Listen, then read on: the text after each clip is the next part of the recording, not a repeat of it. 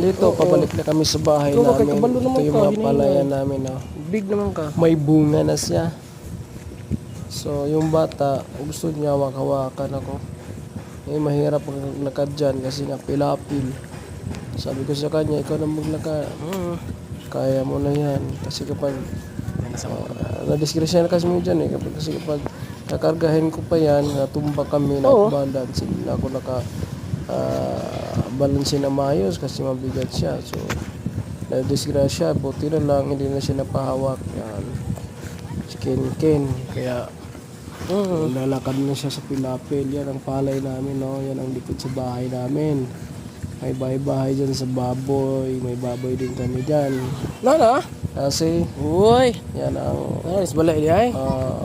na makakatulong din sa amin para mabinta, para makakita yung ng pera dyan sa probinsya. Yan, may baboy dyan. Yan. May inahin at saka may mga biik. Yan ang baboy namin. So, dyan kami sa likod ng bahay namin. Ano. May mga damo-damo pa. Yan masarap dyan sa probinsya dahil ang damo is paikot. Yung mani-mani tawag niyan. Yan. So, ikot ko dito ako sa kabila dumaan. Yung mga puno dyan, oh. Diba? Ayan, palawan. May pusa pa. Meron kami mga sili dyan. Pwedeng gawa ng sausawan. May sili na agad.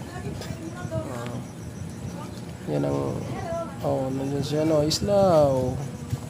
Sili para sa ulam namin. Sarap yan. Manghang talaga yan. Yun ang mga bulaklak sa bahay na namin. Haman, CJ. Sa bahay namin. Taka naggumas, JJ?